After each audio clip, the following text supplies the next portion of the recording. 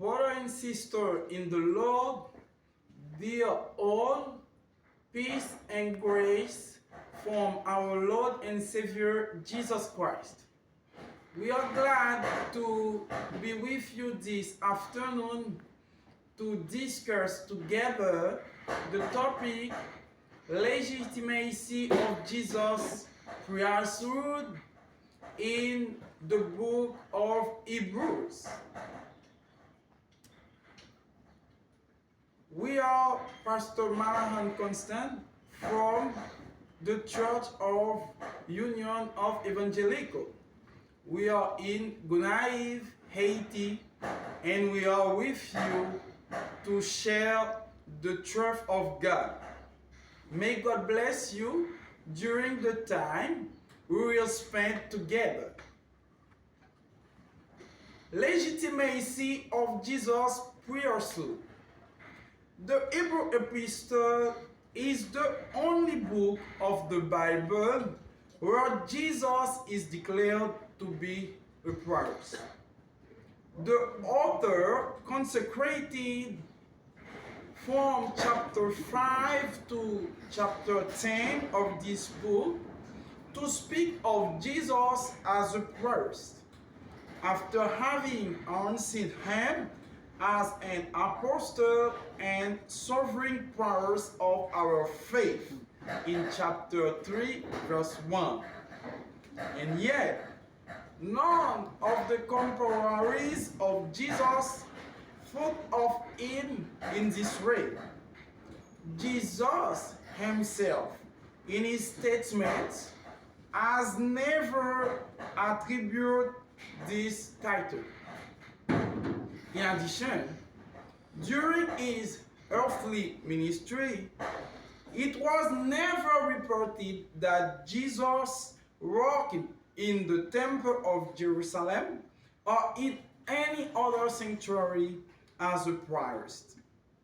Knowing that a priest at the time of Jesus and in the religion in which Jesus was born, as we got Judaism, must satisfy a certain nature and carry out specific function, this arises the debate on the legitimacy of declaring Jesus Christ, like the author of the Hebrews Epistles dared to do so. This debate is very important this afternoon because, for Hebrews Epistle, Christ's priesthood is not a peripheral matter, but is the heart of its Christology, as well as the interpretative key of its soteriology. That is its explanation of what we are saved. Now, to decide this debate, our discussion this night will defend the thesis that it is legitimate to declare Jesus as a priest, taking into account the nature and functions of a priest. In the context of seeing Jesus as a priest in his nature, we have now in this first video to see and demonstrate how Jesus fulfills priesthood nature. To start, I must say you that to become a priest, a candidate must meet rigorous conditions which even fall under the nature of the priesthood. First, it must belong to an order of priesthood. Secondly, it must be trained and must exercise ceremonial, priestly practices in a sanctuary. According to the religion is which Jesus was born, the priesthood returns to the line of Aaron, son of Levi.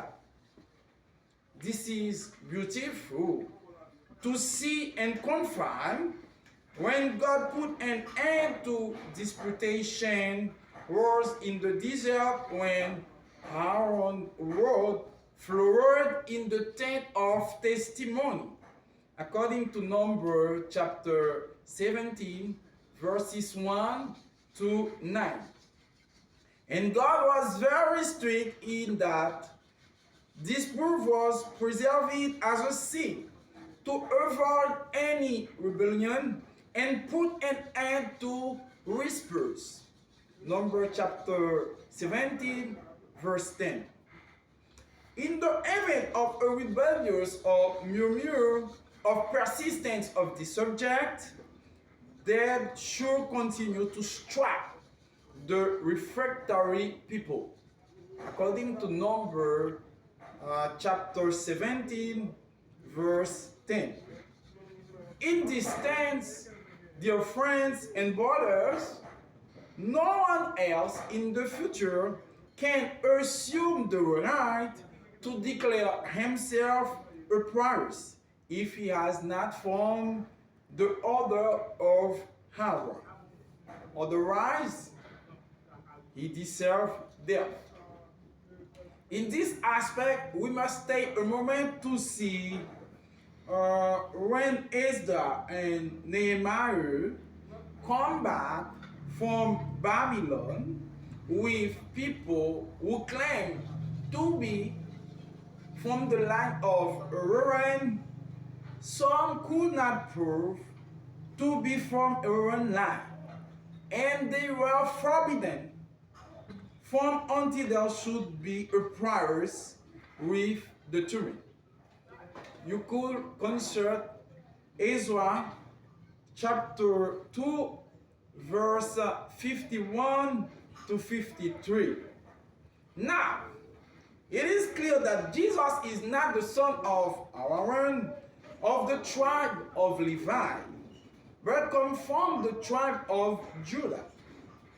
Given the religion where Jesus was born, he is not a priest.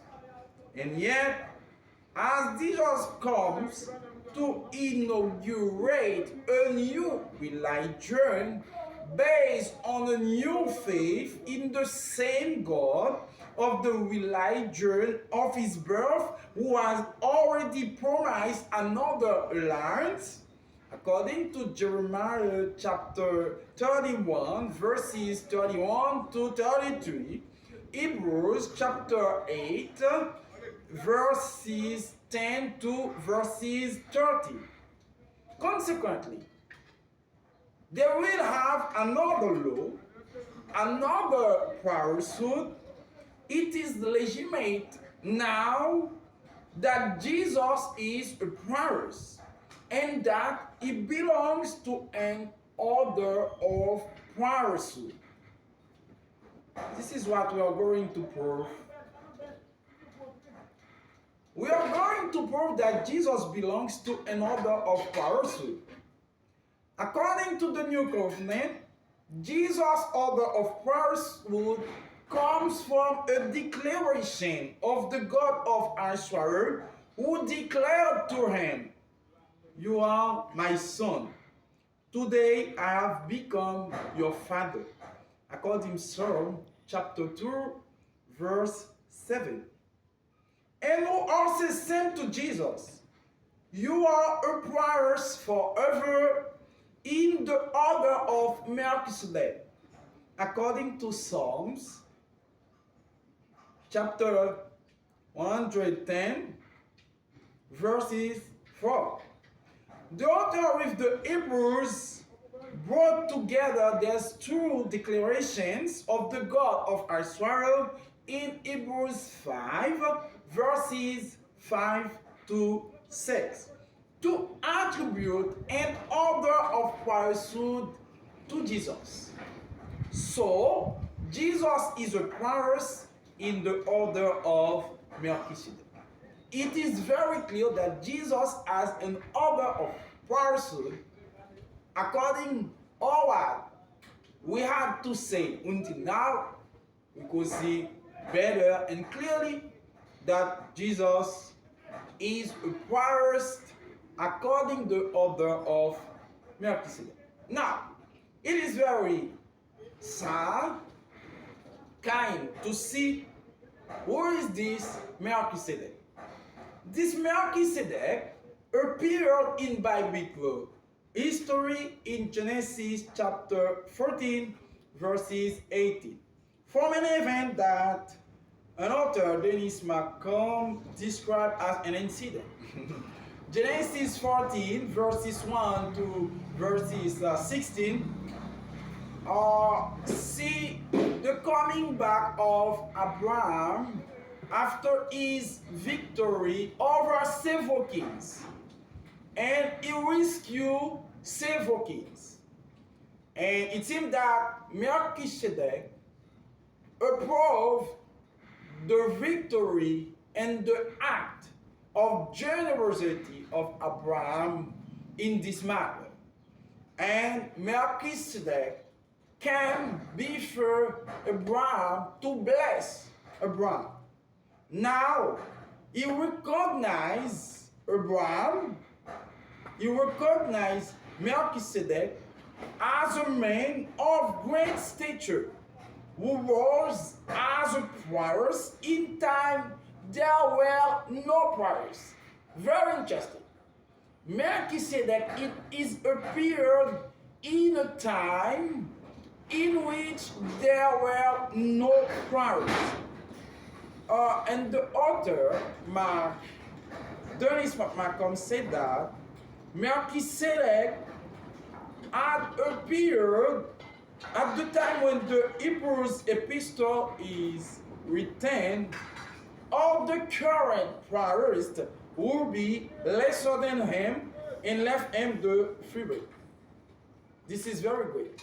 If Melchizedek appeared in the time where the Epistle of Hebrews had written, all the current priests will give the way to Melchizedek, because Melchizedek has a higher line of priesthood than the priests coming from the line of priesthood of Aaron from the Levi tribe. And it is interesting to see that the priests who appeared in the time where there were no priests was appeared more than 5 centuries before the Levi's priesthood. Then, if this is the case, it is interesting to see that Melchizedek belonged to another order. If Melchizedek belonged to another order, and if Jesus is according from the line of priesthood of Melchizedek, this means that Jesus comes from another order of priesthood than the priesthood line of Levi from Aaron. Then this order of priesthood from which comes Melchizedek is not transmissible like that of Aaron, because the priests according to the order of Melchizedek has never ascendants nor descendants, never beginnings of day or end of life. He is perpetuity priest according Hebrews chapter 7 verse 3. This is by virtue of this that the Savior priesthood is seen as a unique and incommunicable person. Because Jesus is coming from the order priesthood of Melchizedek, and this order is not transmissible, not communicable, because Melchizedek has not ascendants or descendants, has not beginnings of day or end of life.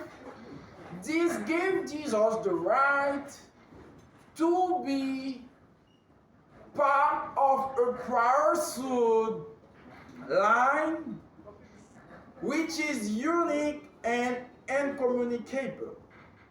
Try to understand what he said. And this also confirms the two declarations of the God of Israel above mentioned. Jesus is God priest. Jesus is an eternal priest. Therefore, his order is greater than that of our God. Now,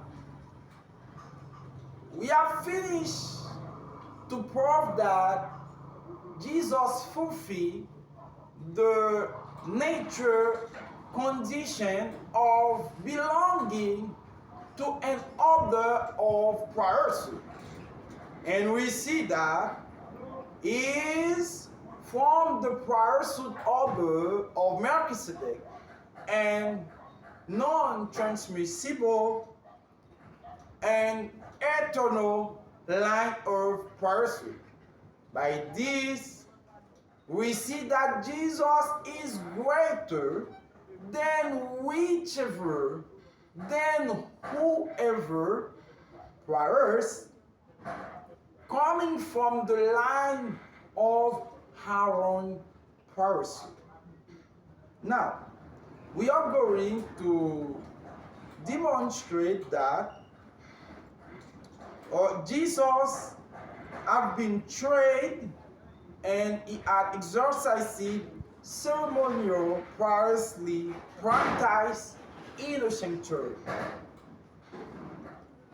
According to Leviticus chapter 8 and chapter 9, it is demonstrated the consecration, the training of all of his sons by Moses in the desert for the service of priesthood before they can later exercise the ceremonial practices of priesthood in a sanctuary. This ritual will be transmitted from generation to generation among the sons of Aaron who have this dignity of priest.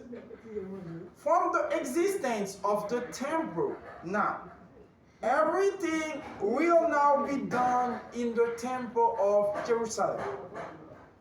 Throughout the world, it is clear that the priest is trained and has exercised sacrificial ceremonial practices of various germs in the earthly sanctuary that the God of Israel asked Moses to reproduce according to the model, in imitation of the celestial that he was shown to him. Given that training and visible practices that are made in Judaism, Jesus is not a priest.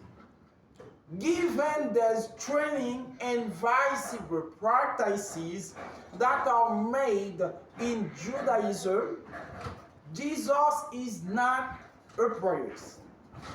Even the author of the Hebrews Epistle recognized that he has never done the service in the temple of Jerusalem existing in his time, according to Hebrews chapter 7, verse 14. And however, it can be shown that Jesus has exercised his ceremonial practices of sacrificing in a sanctuary.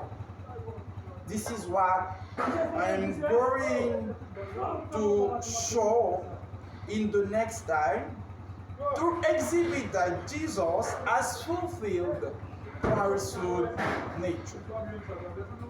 Jesus has exercised ceremonial practices of sacrificing in a sanctuary.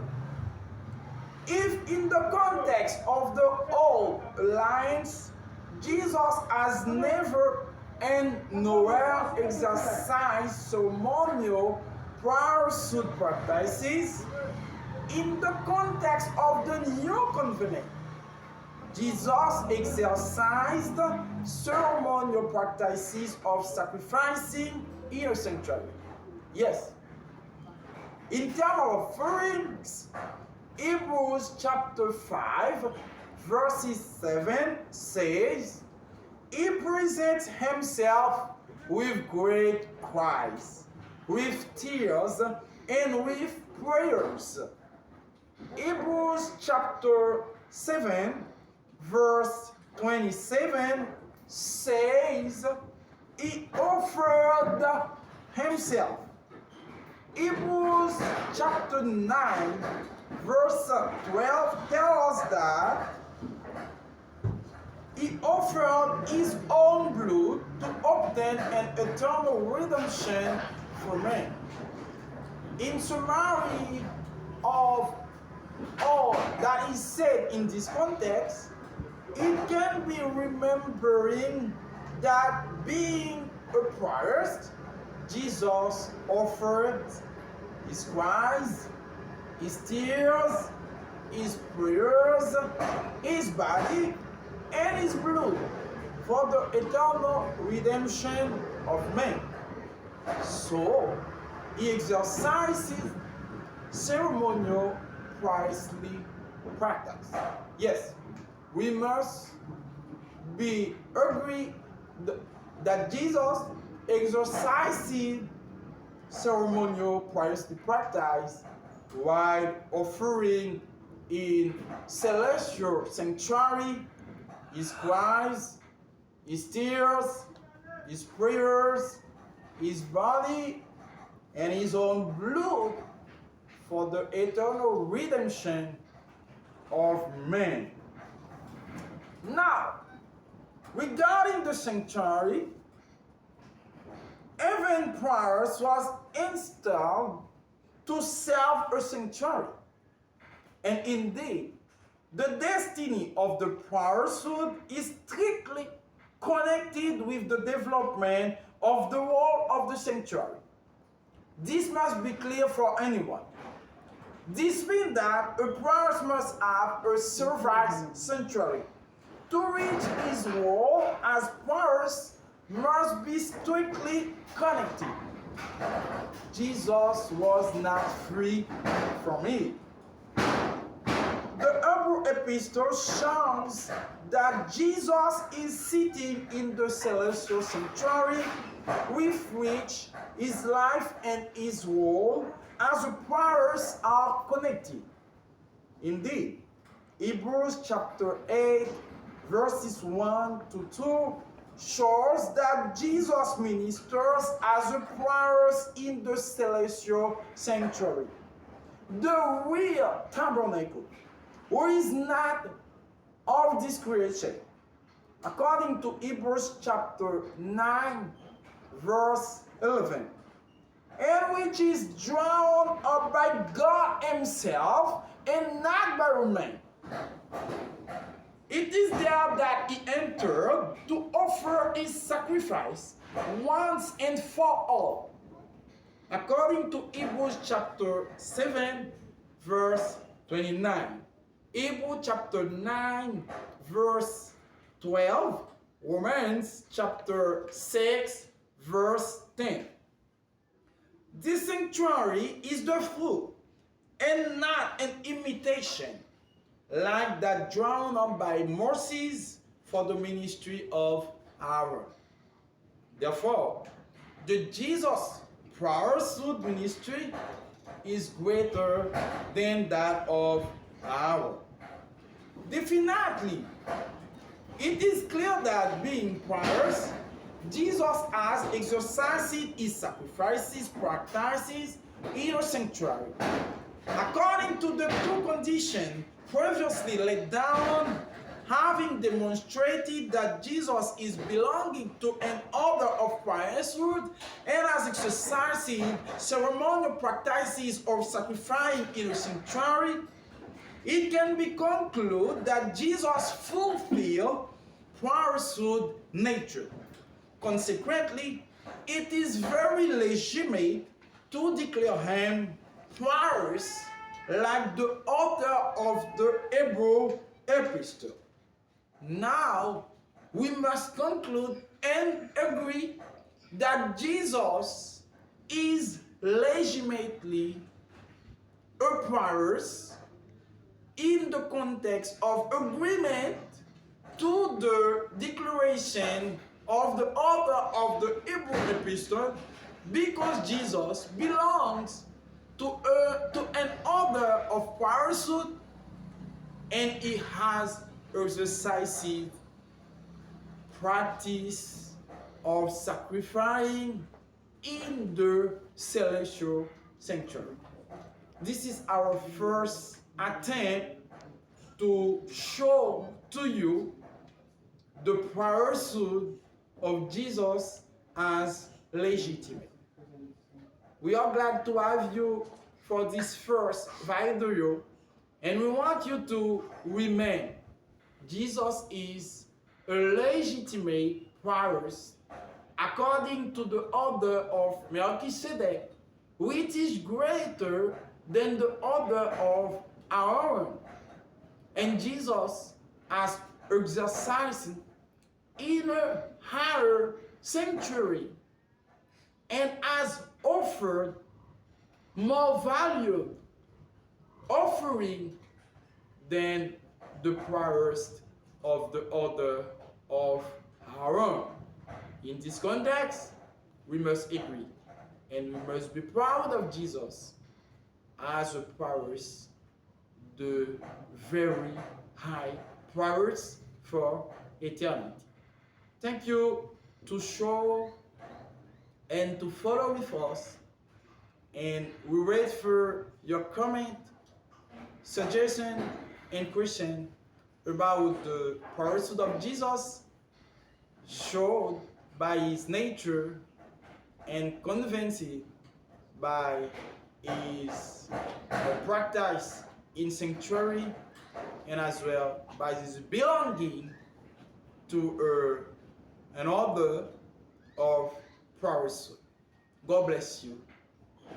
We give you a new meeting to see the second part, to try continuing to show the legitimacy of Jesus' priesthood, but now by the fulfillment of the function of the priesthood order. God bless you.